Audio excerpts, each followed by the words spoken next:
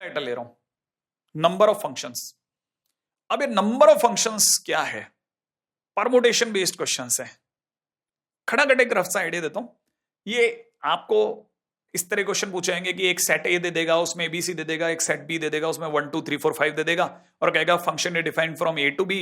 बताइए कि कितने number of onto function है, कितने नंबर ऑफ इनटू फंक्शन है, कितने फंक्शंस टोटल है।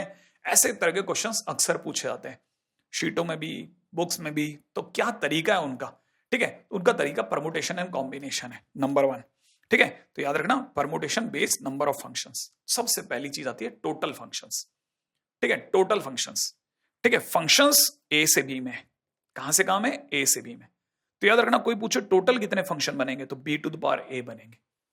थोड़ी सी देर के लिए आपके मेरे बीच की। ठीक है, बाकी मैं आपको दूसरे तरीके समझाऊंगा। लेकिन एक और बात समझो, टोटल फंक्शन हमेशा दो तरह के होंगे। या तो अपने आप में होगा वन वन मैनी वन, या दूसरा होगा on two into. On two plus into total function देगा। माने अगर बाय द वे इंटू चाहिए तो टोटल में से ऑन टू घटा दो, अगर मैनी टू वन चाहिए तो टोटल में से 1 to 1 घटा दो। तो पहले आप ये लिख लो, ये सबसे प्राइमरी चीज है जो आपकी कॉपी में नोट डाउन होनी चाहिए। जैसे आप इसे नोट डाउन करोगे, फिर मैं आगे क्वेश्चन के दौरान लेके चलता हूं कि क्वेश्चन में आपको मैं समझा पाऊंगा कि कैसे क्वेश्चंस को करना है। राइट, जरा बहुत ध्यान से धैर्य के साथ इसको लेकर के आगे बढ़ता हूं। ठीक, कैसे? आओ देखो, बहुत अच्छा चैप्टर है ना, इसलिए क्या है इसमें एनर्जी लेवल अलग ही लेवल पे चलता होता है। जैसे ही क्वेश्चन में किसी ने कहा कि ए और बी में इस तरह से एलिमेंट दिए हुए हैं, तो देखो ए में पढ़ लो 4 है, बी में पढ़ लो 4 4 एलिमेंट है दोनों के अंदर, है ना। माने इसको दुनिया वाले कहते हैं एन ए बराबर एन बी। दोनों में नंबर ऑफ एलिमेंट सेम है। ठीक है, दोनों में 4 4 है। पहला क्वेश्चन क्या आ सकता है? पहला क्वेश्चन आ सकता है टोटल कितने फंक्शंस बनेंगे। टोटल कितने फंक्शंस बनेंगे? तो देखिए साहब, पहले 1 कितने तीर चला सकता है? 4। तो 1 के पास टोटल नंबर ऑफ जो ऑप्शंस हैं, पहले 1 के पास कितने ऑप्शन? 4। फिर 2 के पास कितने ऑप्शंस हैं? 2 के पास भी 4। सही है, 2 के पास भी 4।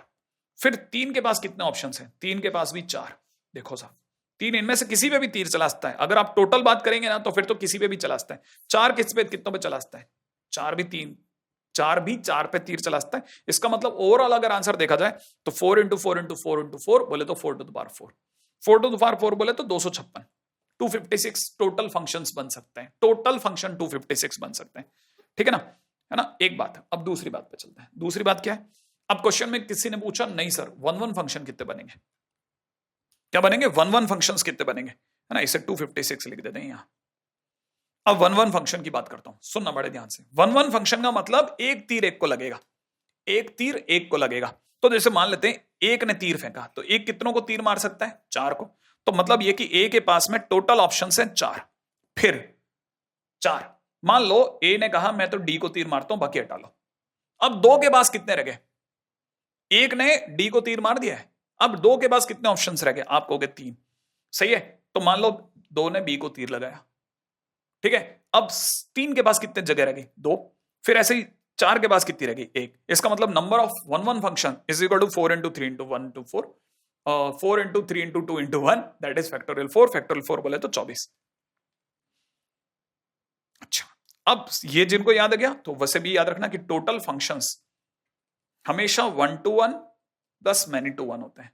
तो अगर आपको मैनी टू 1 चाहिए तो टोटल में से 1 to 1 घटा लो। इसका मतलब ये कि कल को किसी ने अगर मान लो क्वेश्चन में पूछा कि number of many to 1 functions, तो मेरा आंसर होगा 256। मैं ऐसा बोलूंगा, टोटल फंक्शंस माइनस 1 to 1।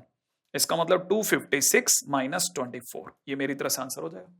एक काम खत्म हो गया। अब चलते हैं ऑन टू फंक्शंस की तरफ। किसकी तरफ? Onto functions. ठीक, यहां तक की बात अभी तक आपको पकड़ में आ गई होगी। मैं तीर वीर हटा रहा हूं, बहुत धीरे धीरे आगे बढ़ रहा हूं। ध्यान से, number of onto function. Onto functions कैसे निकालेंगे? ऑन टू फंक्शंस निकालने के लिए हर बार क्या करना है? ऐसे बात करनी है कि ए जो है, ठीक है ना, बड़े बड़े ध्यान से समझना इसका मतलब क्या है ना। कि जैसे मान लीजिए आपको क्या करना है कि जैसे 4 बच्चों में 4 किताबें बांटनी है। जो ए में लिखे हैं वो बच्चे हैं और बी में जो लिखा है वो बुक्स हैं। तो यहां पर अगर देखा जाए तो 4 बॉयज और यहां पे 4 बुक्स हैं। ठीक है, 4 बच्चों में 4 किताबें बांटनी है। तो 4 बच्चों में 4 किताबें बांटने के टोटल नंबर ऑफ वेज कितने होंगे वो देखो आप। अगर आप 4 बच्चों में 4 किताबें बांटनी है तो आपके पास में एक ही तरीका है, एक एक जैसे मतलब आप समझो 4 चीजों में 4 बुक्स को 4 बच्चों को बांटना है, तो सीधी सी बात आपके पास टोटल नंबर ऑफ वेज हो गए फैक्टोरियल 4। ठीक है, तो आप सीधे सीधे भी चल सकते हो कि इसका मतलब आंसर इज 4 फैक्टोरियल, माना आंसर इज 24। ठीक है, अगर ये 24 है तो ऑन टू फंक्शन 24, तो इसका मतलब ये कि इनटू फंक्शन अपने आप में कितने निकल जाएंगे, टोटल फंक्शन हमारे पास 256 minus onto function, total minus onto, इसका मतलब 256 माइनस 24, दोबारा इसका भी सेम आंसर हो गया। ठीक है, लेकिन क्या हुआ इसमें एक आप बाई चांस इसमें एक चीज मिस कर गए। वो क्या चीज मिस कर गए वो बताता हूं। ठीक है, वो ये चीज कि इसमें मैं आपको इसके केसेस नहीं दिखा पाया। अभी मैं कोशिश करता हूं इसको भी और अच्छे से इसको डिलीवर करने की। पहले आप यहां तक अगर कॉपी कर लिया या इशारे कर लिए तो मैं आगे चलता हूं। मैं आपको जिस चीज पे लेकर जाना चाहता हूं वो ये कि अभी तक दोनों में बराबर एलिमेंट है, उस केस पे बात करिए। ठीक है, इन केस अगर बाय द वे ए में ज्यादा एलिमेंट हो जाए तो क्या होगा वो भी बताता हूं आपको। देखो मजा आएगा आपको सुनने में। ए में 5 एलिमेंट है, बी में 4 है, इसका मतलब एन ए अपने आप में एन बी से बड़ा है। राइट, अब किसी ने पूछा टोटल फंक्शंस कितने, तो टोटल फंक्शंस माने ए के पास कितने ऑप्शंस, 4, तो मैं लिख दूंगा 4। ठीक है, फिर मैं सोचूंगा 2 के पास कितने ऑप्शंस हैं साहब, 4। ठीक है, तो मैं लिख दूंगा 4। फिर मैं आऊंगा 3 के पास कितने ऑप्शंस हैं, 3 के पास फिर 4। ठीक है, तो 4 इंटू 4 इंटू 4 इंटू 4। होप आपको ये बात समझ में आ गई कि ये बन गया 4 टू द पावर 5। राइट है, तो answer is 4 to the power 5। Finish, ये तो हो गया टोटल फंक्शन। अच्छा, अब किसी ने कहा 1 to 1 फंक्शन कितने कितने, 1 to 1 फंक्शन कितने। चलो 1 1 के ऊपर बात करते हैं। ए ने तीर मारा ए को, बी को, सी को, डी को, माने इसके पास ए के पास 4 ऑप्शन है। राइट, सुन लो, मान लो कि ए का तीर डी को लगा रहेगा। अब 2 पे आ जाओ, 2 के पास कितने ऑप्शन हैं, आप कहोगे 3 ऑप्शन है। मान लो 2 ने बी को तीर मार रखा है। ठीक है, अब बताओ सी के पास, 3 के पास कितने ऑप्शन है, 3 के पास 2 ऑप्शन है। ठीक है, मान लो 3 ने सी को तीर मार दिया, काम खत्म। अब चलते हैं 4 के पास कितने ऑप्शन है, 4 के पास एक ही ऑप्शन है ए, तो उसका एक ऑप्शन हो गया। अब चलो 5 के पास क्या ऑप्शन है, आप कहोगे 5 के पास कोई ऑप्शन नहीं सर, एक काम करो डी को दोबारा तीर मार दो। जैसे ही डी को दोबारा तीर लगा, 2 तीर डी को लग गया, और 2 तीर डी को लगते मैनी टू 1 हो गया। 1 to 1 से आप आउट हो गए। इसका मतलब यह कि अगर 1 to 1 बनना है, अगर 1 to 1 बनाए रखना है तो पॉसिबिलिटी नहीं है, 5 किसी को तीर मार ही नहीं सकता। अगर 5 किसी को तीर नहीं मार सकता तो आप बोलोगे number of 1 1 function is equal to 0। Possible ही नहीं है, हो ही नहीं सकता। कैसे मारेगा भाई, जैसे ही किसी को भी तीर लगाएगा वहां ऑलरेडी एक तीर लगा हुआ है, तो मैनी टू 1 में घुस जाएगा वो मामला। इसका मतलब ये कि number of 1 1 function is equal to 0। ओहो, और लोग ऐसे भी याद रखते हैं कि जब भी एन ए एन बी से ज्यादा होता है तो 1 to 1 फंक्शन 0 हो जाते हैं। 1 to 1 फंक्शन 0 हो जाते हैं। एन ए अगर एन बी से ज्यादा होता है तो फिर 1 1 फंक्शन नहीं बनते, तो फिर क्या बनते हैं, सारे मैनी 1 बन जाते हैं। इसका मतलब ये कि टोटल मैनी 1 फंक्शन कितने हो गए। ठीक है, आप ये कह सकते हो टोटल माइनस 1 to 1, और 1 to 1 0 है। इसका मतलब आपका आंसर हो जाएगा 4 to the power 5 माइनस 0, बोले तो 4 to the power 5। अब आगे बढ़ते हैं। किसी ने कहा कि सर ऑन टू कितने बनेंगे। अब देखो सर, ऑन टू पे भी चर्चा कर लेते हैं, ऑन टू फंक्शंस। ठीक है, राइट है, उम्मीद है यहां तक की बात पकड़ में आ गई। तो ये एक तरह से बिल्कुल कैसा है ना, ये एक तरह से 5 लोगों को, मतलब 5 बुक्स को 4 लोगों में बांटने जैसा है। ठीक है, 5 बुक्स को 4 लोगों में बांटने जैसा है। ठीक है, तो 5 बुक्स हैं इन 4 बॉयज। ये एक्चुअल में क्या है, number of onto function